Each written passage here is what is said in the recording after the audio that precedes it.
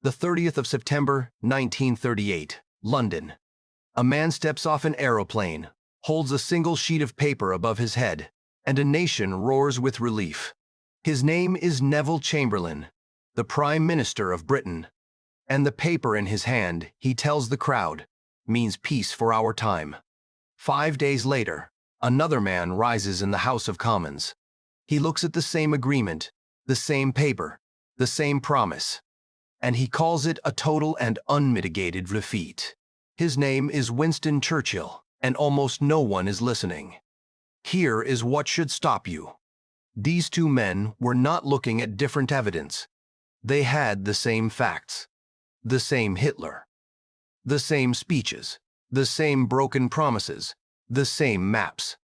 They were equally intelligent, equally patriotic, equally certain, and they reached opposite conclusions about the most important question of the century. This is not a story about a coward and a hero. That is the lazies.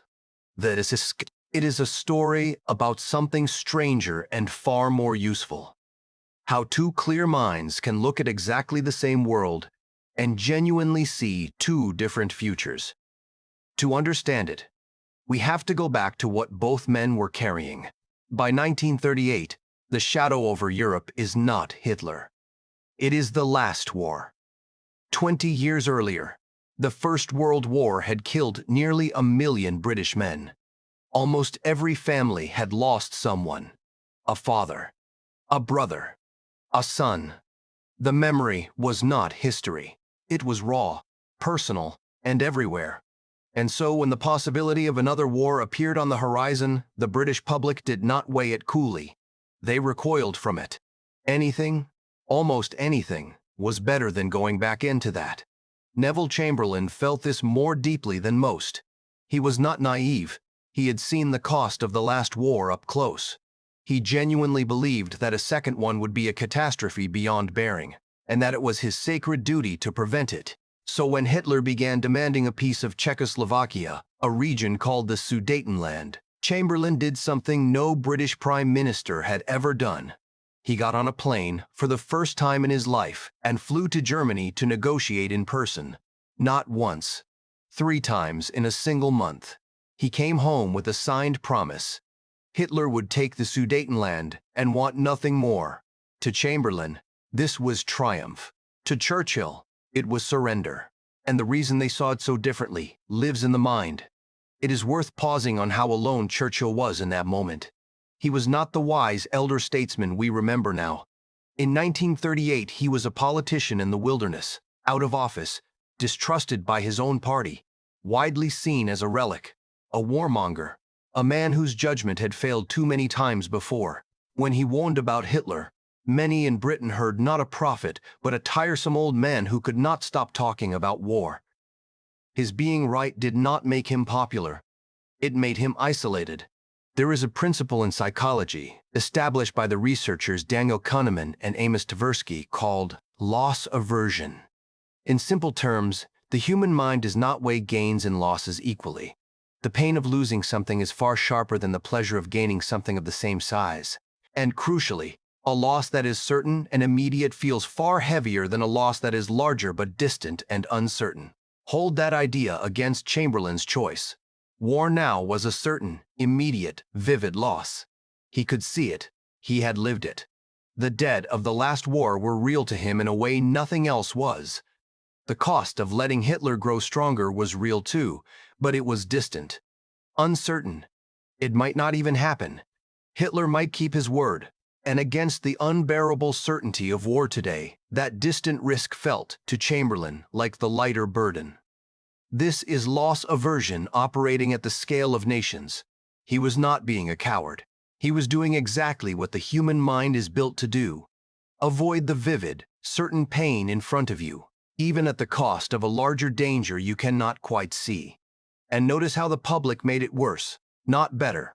A whole nation, scarred by the last war, felt the same aversion Chamberlain felt. When he came home with his paper, the relief was overwhelming, the crowds enormous, the newspapers grateful. Every cheer told Chamberlain he had chosen correctly. The very intensity of the public's fear of war became, for him, more evidence that avoiding it was right. The mechanism in one man's mind was amplified by the same mechanism in millions. But there was a second mechanism at work, and it sealed the first.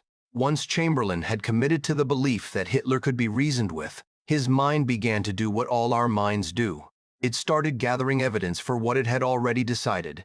Psychologists call this confirmation bias. Every reassuring word from Hitler was taken at face value because it fit what Chamberlain needed to be true. Every warning sign was explained away because it did not. Chamberlain was not lying to the public when he promised peace. He had first convinced himself, and now look at Churchill, standing in the same storm. Churchill carried no such commitment. He had not staked his reputation, his office, his self-image on the hope that Hitler was reasonable. And so, looking at the very same evidence, he was free to read it plainly. The speeches, the rearmament, the pattern of demand after demand. To Churchill, they did not need interpreting. They spelled out exactly what was coming. You have lived a smaller version of this. The warning sign in a relationship or a business that one person sees instantly, and another, the one who has more to lose by seeing it, somehow cannot. The facts were the same. What differed was what each mind could afford to believe. The difference between Chamberlain and Churchill was not intelligence. It was what each of them had already committed to. The 29th of September 1938. Munich. Chamberlain, Hitler, Mussolini, and the French sit down. Czechoslovakia, whose fate is being decided, is not even in the room. Its representatives wait in a hotel, not permitted to take part in the carving up of their own country. By the next day, it is done. The Sudetenland is handed to Germany. The paper is signed. Chamberlain asks Hitler to sign a second sheet as well. A personal declaration that Britain and Germany will never go to war again. Hitler signs it readily. It costs him nothing. It is this second paper, the worthless one, that Chamberlain will wave above his head. Chamberlain flies home and lifts it to the crowd. Peace for our time. On the 5th of October, Churchill rises in the Commons.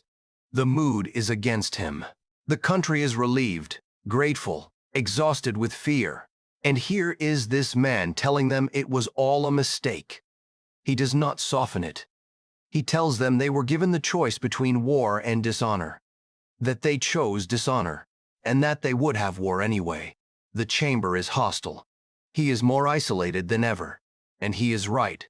Less than 6 months later, in March 1939, Hitler seizes the rest of Czechoslovakia, the part he had promised never to touch. The paper means nothing. In September, Germany invades Poland. Britain declares war.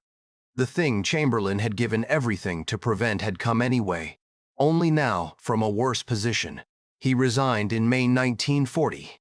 Churchill took his place and led Britain through the war that followed. But here is where the easy story fails, and the honest one matters more. Chamberlain was not simply a fool who was beaten by a wiser man. Britain in 1938 was not ready for war. Its air defenses were thin. Its army was small. And even as Chamberlain signed that agreement, he was quietly increasing Britain's spending on weapons, preparing for the war he hoped to avoid. Many historians now argue that Munich, for all its shame, bought Britain a crucial year to rearm before the fighting began. A better leader, facing the same facts, might have made a similar choice. Churchill himself understood this. Years later, writing his history of those years, he acknowledged that Chamberlain had acted from noble motives, that he had genuinely wanted to spare the world another war. Churchill's quarrel was never with the man's heart. It was with his judgment. And even that, Churchill knew, was not simple stupidity, but the very human pull of a hope too precious to give up. That is the uncomfortable truth at the center of this story. Loss aversion is not weakness. Confirmation bias is not stupidity. They are not flaws that afflict only the timid. They are the default settings of the human mind, and they operate most powerfully precisely when the stakes are highest and the fear is most real. What made Churchill rare was not that he was braver. It was that, on this one question, he had nothing invested in being wrong. And so he could see. The tragedy is that we almost never know, in the moment, which kind of mind we are being. The one that sees clearly, or the one that sees only what it can bear to. History remembers that Churchill was right. It rarely asks how easy it was to be Chamberlain.